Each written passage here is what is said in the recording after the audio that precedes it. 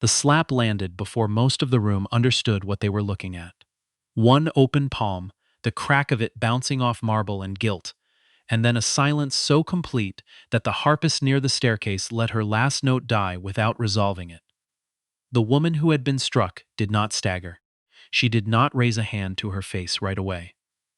She stood in the center of the Devereux Hotel's restored grand ballroom in a plum-colored gown, perfectly still, while a 60-year-old heiress in diamonds looked at her with the satisfied expression of someone who believed she had just corrected a clerical error. Not one of the 200 guests stepped forward, and not one of them knew that the woman they had just watched be humiliated held the only signature that could keep the family who'd humiliated her from losing everything they had. 90 seconds later, she made a phone call that lasted under half a minute. By the time the dessert course was cleared, a deal 11 months in the making was dead, and a family that had spent a century deciding who belonged, in rooms like this one, was about to learn exactly how little their decision had ever been worth. To understand how a charity benefit in Charleston turned into the worst night of the Pemberton family's life, you have to understand two people who had never met, both of whom walked into that ballroom, certain they knew the order of things. Adira Coleman did not look like a woman worth $31 billion, and that was precisely the point. She was 46. She wore her hair, close-cropped and silver, threaded at the temples, because she'd stopped coloring it during a year when she had more important things to spend her attention on, and afterward she'd decided she liked it. She moved through the world without urgency. People who met her for the first time often mistook her quiet for shyness, and by the time they understood their mistake, they had usually already said something they wished they hadn't. She had learned, over 22 years, that being underestimated was not an insult to be corrected.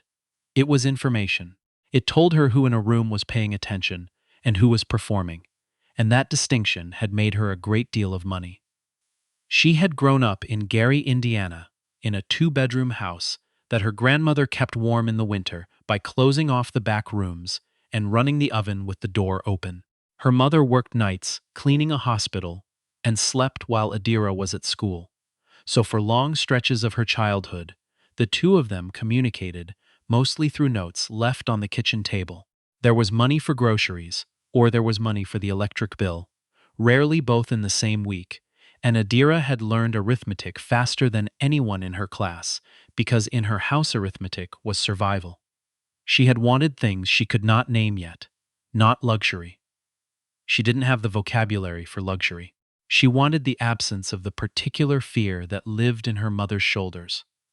The fear that made a grown woman flinch at a knock on the door because it might be someone wanting money she didn't have. She got out the way a small number of people get out, through a scholarship she almost didn't apply for, and a community college credit she earned at night, and then through a $15,000 grant from a small business program that almost nobody she knew had ever heard of. She used it to build the first crude version of a logistics routing system, a piece of software that helped warehouse houses figure out which truck should carry which pallet to which dock at which hour. It was unglamorous work. Nobody wrote articles about it, but every retailer in the country was bleeding money on the inefficiency of moving physical things from one place to another. And Adira had figured out, sitting at a folding table in a rented room, how to stop a meaningful fraction of that bleeding. The company she built around it, she named Halcyon Systems after a word she'd found in a library book, and liked because it meant a kind of calm that came after a storm rather than before one. She thought a lot, in those early years, about the difference. By the time of the Charleston Gala, Halcyon ran the invisible plumbing beneath a quarter of American freight, and Adira owned the largest single share of it. She still woke before 5. She still drank her coffee black. She funded a scholarship program out of a foundation she'd set up under a name that wasn't hers, and in the 11 years since she'd founded it, more than 400 young women from cities like the one she'd grown up in had gone to college on her money without a single one of them ever learning where it came from. She insisted on the anonymity. The point had never been gratitude. The point had been that she remembered standing in a campus bookstore at 19, doing the arithmetic, and she did not want the next girl to have to do that arithmetic at all.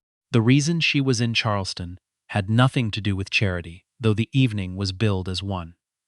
The Devereaux Hotel was reopening after a 4-year restoration, and the Pemberton family, who owned it, had thrown a benefit to mark the occasion and raise money for a maritime heritage museum.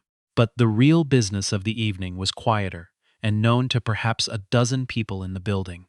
The gala was meant to be the last social gathering before the formal signing of an agreement under which Halcyon Systems would acquire and recapitalize Pemberton Maritime and Logistics for $1.2 billion. The papers were drawn.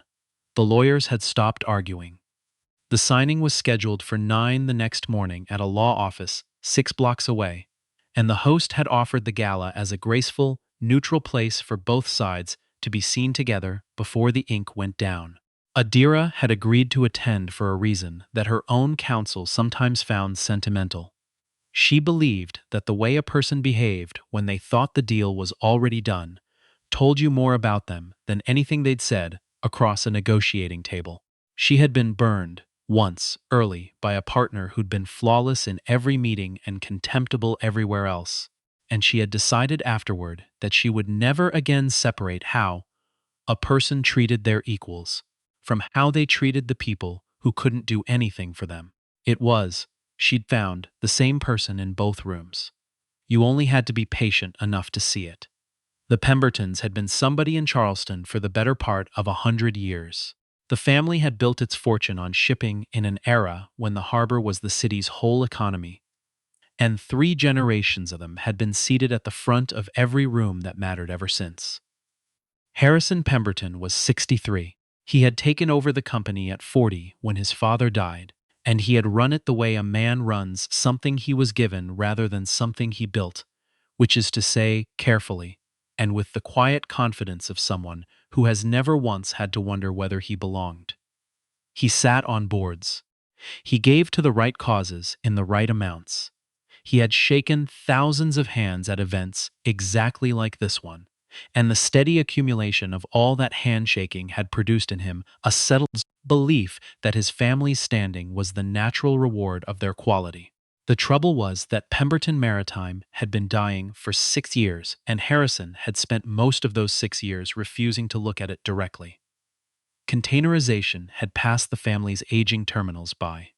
A bet on a new inland port had gone wrong in a way that swallowed cash the firm could not spare. 2 long-term shipping contracts had quietly walked to competitors. The debt had grown the way debt grows when no one wants to name it out loud, first slowly, and then all at once, and by the time Harrison allowed himself to understand the size of it, the only paths left were bad ones. The Halcyon acquisition was not a good outcome in Harrison's private accounting. It was the least bad one. It would let his family keep a meaningful piece of the company his grandfather had founded instead of watching the whole thing get carved up by creditors. He knew this. His chief financial officer had said it to his face in language Harrison resented. And yet none of that knowledge had changed, even slightly, how Harrison Pemberton walked into a room or how he sized up the people in it. His wife understood the family's troubles even less than he did, mostly because she had chosen not to. Constance Pemberton was 59, and for as long as anyone in Charleston's charitable circuit could remember, she had been the family's public face. She chaired committees. She sat on the boards of the Symphony and the Historical Society and the very museum this gala was meant to fund. She had a gift, genuinely a gift, for knowing the precise temperature at which to greet a person, and she dispensed her warmth the way a banker dispenses credit, generously to those she'd decided were worth it, and not at all to those she hadn't. She did not think of this as cruelty. She thought of it as standards. She had spent 4 decades reading rooms, deciding within seconds of meeting someone what they were and where they belonged, and she had been wrong so rarely, or had so rarely been forced to find out she was wrong, that she had come to trust the instinct completely. She believed there was an order to things, and that her place near the top of it was both earned and obvious. She would have been honestly bewildered to hear herself described as prejudiced. She considered herself discerning. To her, the words meant entirely different things. To the woman in the plum gown crossing her ballroom, they were about to mean exactly the same thing. Adira arrived at 20 minutes to 8 without a car service and without anyone at her side. She wore a gown the color of dark wine, cut simply, made of a fabric most of the guests would not have been able to identify and would not have believed the price of. She wore one piece of jewelry, a thin gold chain her grandmother had owned, and nothing else. She had a way of entering a room that drew no attention at all, and she felt the assessment begin almost the moment she stepped past the doorman. Eyes touched her and moved on. A woman at the coat check produced a smile and let it fall a half second too early. Two men by the bar tracked her without turning their heads.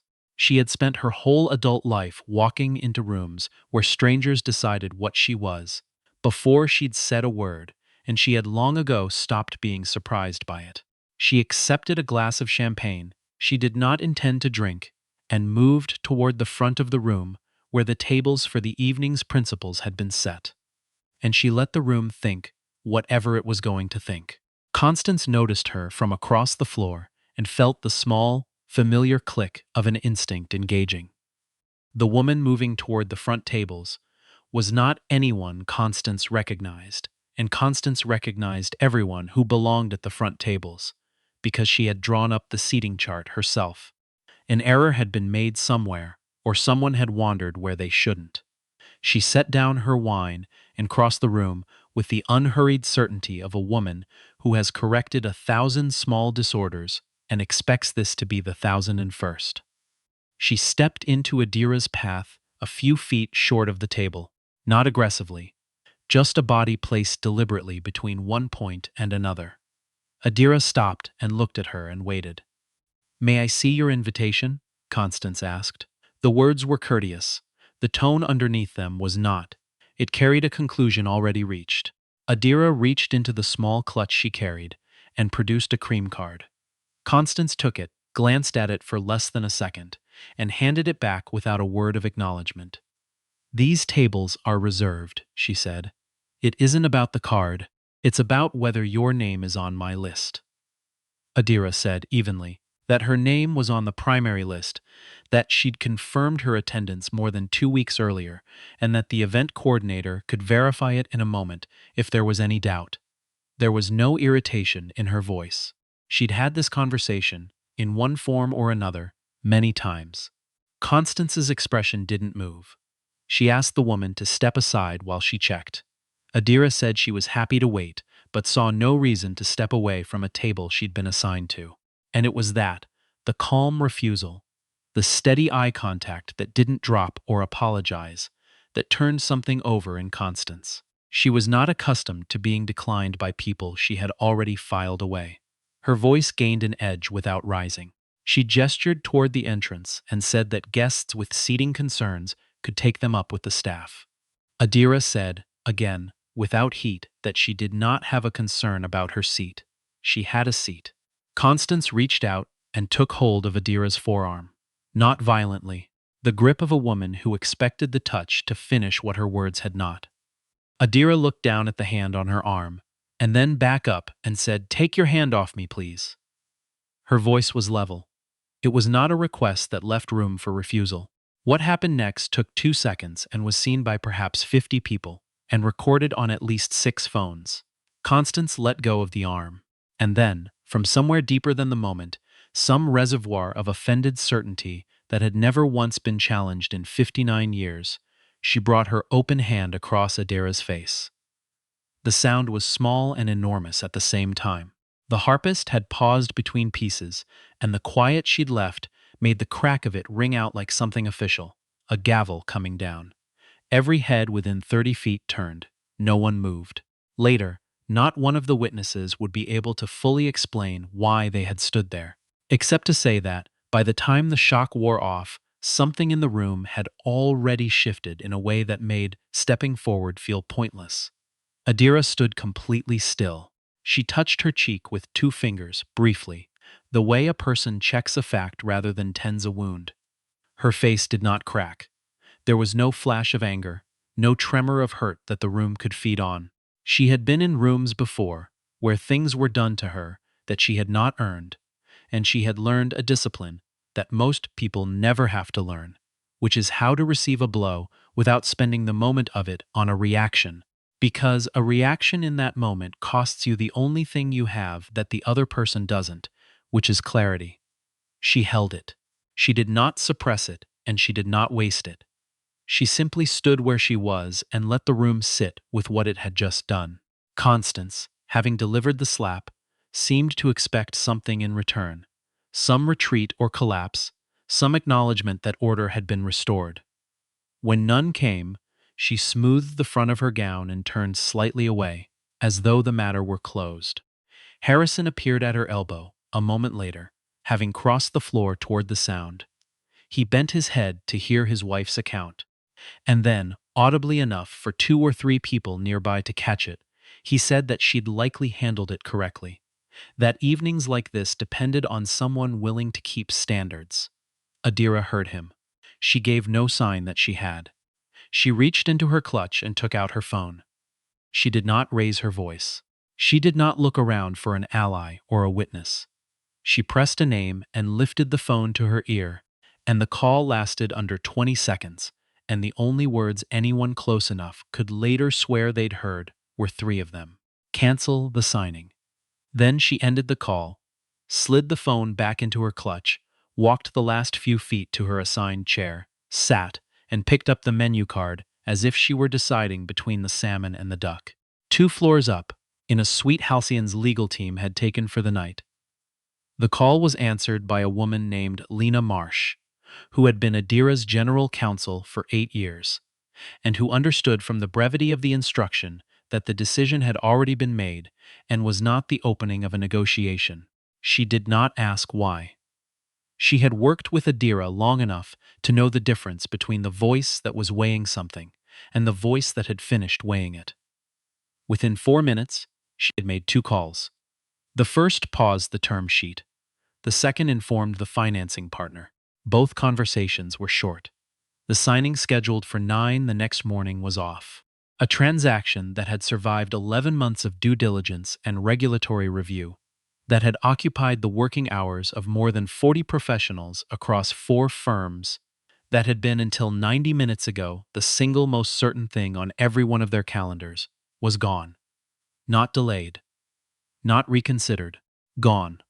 The Pembertons had no idea. Harrison was back at the bar, talking through the morning's schedule with 2 bankers, pleasant and easy, a man who believed the hard part was behind him. Constance had rejoined a cluster of women near the floral arch and was describing the incident to them in the mild, satisfied tone of someone recounting a minor administrative victory. Their son Garrett, 31, enlisted as a vice president of a department he rarely visited, was on the terrace in a conversation that had nothing to do with any of it. The family moved through the first hour of their gala with the ease of people who had never once doubted that the floor would hold. The first crack came from a direction none of them was watching. A man named Russell Pike, who sat on the finance committee of the group backing the acquisition, stepped away from a conversation after his phone lit up. His face, pleasant and social all evening, changed in a way the people near him noticed without understanding. He crossed the room quickly to the bar, touched Harrison's elbow, and said 3 words close to his ear that Harrison would replay in his mind for years. The deal's dead. Harrison laughed first. The short, reflexive laugh of a man who's sure he misheard and expects the correction to come immediately. Then he saw Pike's face and stopped. He asked what he meant. Pike told him. The agreement had been formally paused.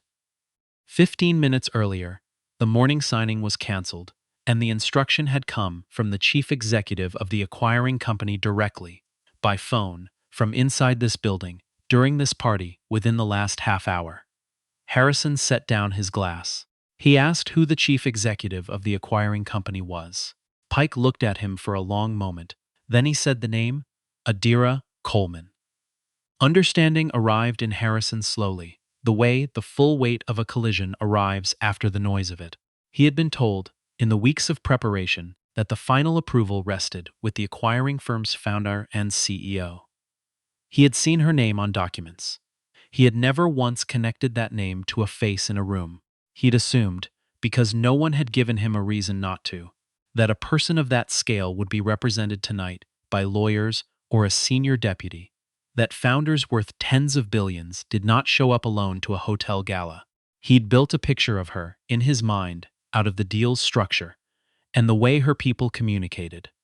And the picture had a certain shape, a certain configuration of presence and authority. And the woman in the wine-colored gown, standing alone near the front tables, had not matched it.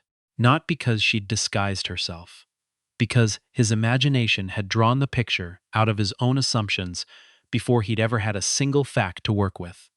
That was the part that would not let him sleep in the weeks to come. Not that his wife had made the error, that he had made it first, silently, completely, before Constance ever crossed the room. He turned and looked across the ballroom toward the front.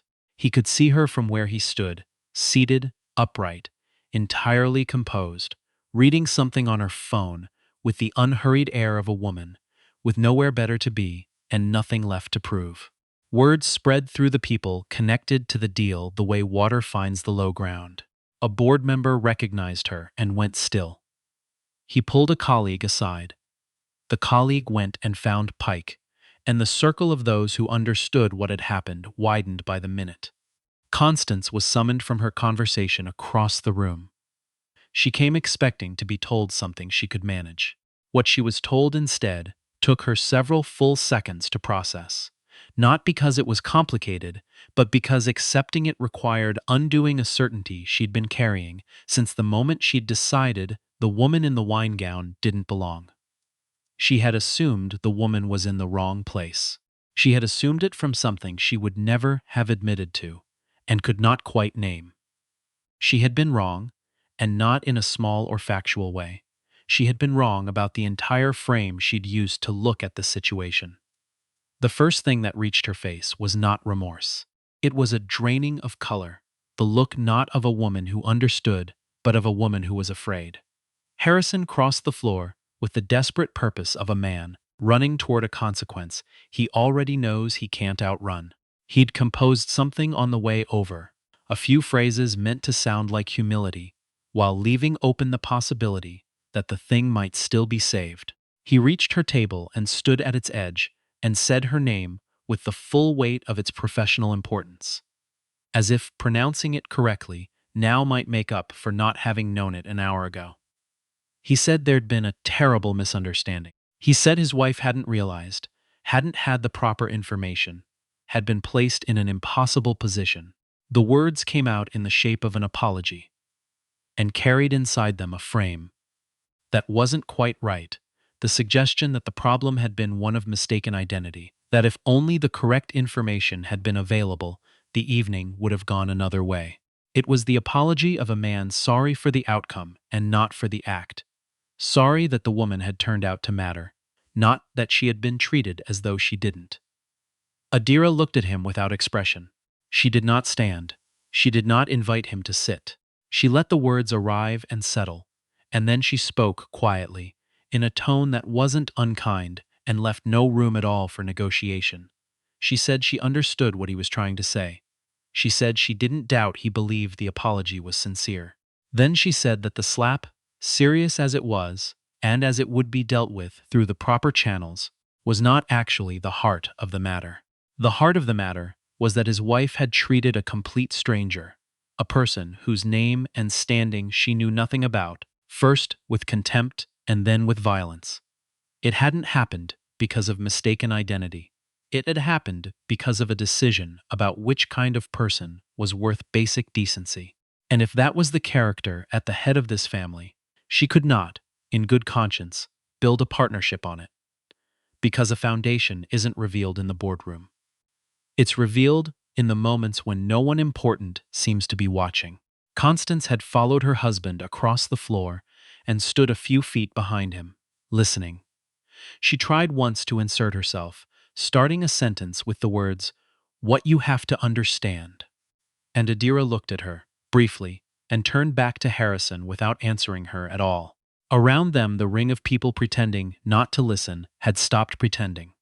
The harpist was playing something low and ambient, but the music had lost its power to give anyone cover. Adira finished with a single sentence, delivered not to the room but to Harrison, in the flat tone of a person stating a policy already in force. "If this is how your family treats a stranger," she said, "I can't hand it $1 billion." Then she looked back down at the menu card, and the conversation was over. She did not this time extend her hand. There had been a moment, an old reflex, where she might have the habit of softening a hard thing for the comfort of the person who'd caused it. She let the moment pass. She had spent too many years smoothing the path for people who had never once smoothed it for her, and she had decided, somewhere in the last 90 seconds, that this would not be one of those times. The formal consequences started arriving before midnight. The financing group sent notice to Pemberton's counsel confirming the term sheet was suspended and the offer withdrawn pending review. The lead bank told its partners by morning it was reconsidering its position. But the consequence that mattered most to Adira, and the one she did not leave to drift, came from a different direction entirely. Before she left the Devereux that night, she asked the hotel's duty manager to call the Charleston police, and she gave a statement, calmly and completely, to a young officer named Pruitt, who took down every word and collected the names of 4 guests who had agreed to corroborate it. There was video, 6 angles of it. Adira had built a career on the principle that a thing written down and witnessed carries a weight that a thing merely felt never can, and she applied that principle now. She was not interested in revenge. She was not interested in a record. She told Officer Pruitt, in a voice with nothing performative in it, that a woman who could strike a stranger in a ballroom full of witnesses and feel only vindicated would do it again to someone who didn't have her phone number, and that the law existed precisely so that the next person wouldn't have to be a billionaire to be believed. Within a week, the district attorney's office had filed a charge of misdemeanor assault against Constance Pemberton, and the woman who had spent 40 years deciding who belonged where found herself fingerprinted in a county building, photographed under a fluorescent light that flattered no one, waiting on a hard bench between a man who'd skipped jury duty and a teenager who'd been caught shoplifting, all of them equal in the eyes of a system that had never once asked her family's name. By the second afternoon, the story had moved through Charleston's business and social world the way true things move through small, concentrated circles. Not because anyone pushed it, but because it was too solid to soften into rumor. 2 reporters who covered the regional economy made calls, confirmed sources, asked for comment. Pemberton's communications staff, caught without a plan for a crisis no plan had imagined, put out a statement calling the evening a private misunderstanding between individuals and reaffirming the firm's commitment to strong partnerships. The statement did not use the word slap. It did not name Adira. It did not work. The video was already moving on its own. And the demand that rose loudest, in the comment sections and around the dinner tables, was the one no statement could answer. The question of why a woman who had struck someone and lost a $1 billion deal had not, on top of all of it, simply been required to stand up in public and say plainly that she'd been wrong. In the end, she was. Not because Adira demanded it. Adira had moved on by then, in the way she always moved on, to the next thing that needed building. The public apology came because Constance's own lawyer, a clear-eyed woman with no patience for the family's mythology, told her that the only path that left anything of her standing intact ran through an admission, complete and unhedged, with no clause about misidentification and no implication that the slap had been anyone's fault but hers. So Constance Pemberton, who had never apologized for anything in her life because she had never before believed she'd done anything that required it, sat in front of a single camera and read a statement that named the woman she'd struck, named the act, and said the words she had never imagined herself saying, that she had judged a stranger by her appearance and her color, and had been wrong to do it, not because the stranger had turned out to be important, but because the stranger had been a person, and that was always reason enough. Whether she meant it, no one watching could be sure. But the words were on the record now, and the record, Adira had always understood, outlasts the feeling. The damage to the family was not abstract. Pemberton Maritime was publicly traded, thinly, on a regional exchange, and the collapse of the acquisition sent the stock to a level that triggered automatic reviews at two of its largest institutional holders. One of them cut its position within the week. The chief financial officer delivered a report to the board that was honest in a way his earlier reports had managed not to be, and the paths he laid out were narrower and crueler than the one that had just slipped away. The company would survive in some shrunken form, probably, sold off in pieces. Its name eventually scraped off the side of a building near the harbor that the family had owned for 90 years. Harrison sat through those board meetings the way a man sits through a diagnosis. He did not grieve the deal, exactly. He grieved a story he had told himself for 63 years, that his family's place was the reward of its quality.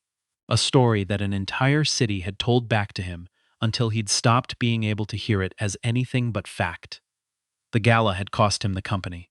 It had also cost him the story, and it had done it in a room full of people who had heard that story too, and were now quietly and permanently revising it. 8 months later, Harrison asked, through a mutual contact, to meet with Adira. No lawyers, no agenda. He said he only wanted to speak with her directly. Adira agreed, because she believed in closure and didn't believe in leaving consequential things unfinished. And because she'd learned that an unfinished conversation has a way of taking up room in your attention that could be put to better use. They met at a small table in a borrowed conference room, just the two of them and 2 glasses of water. Harrison said he'd spent 8 months trying to understand what he should have done differently, not only that night but in all the years before it, in the habits of mind that had made it possible for his wife to do what she did and for him to defend her in the first breath after. He said he wished they'd met under different circumstances. He said it plainly, without performance, and it was the most honest thing she had ever heard from him. Adira looked at him for a moment.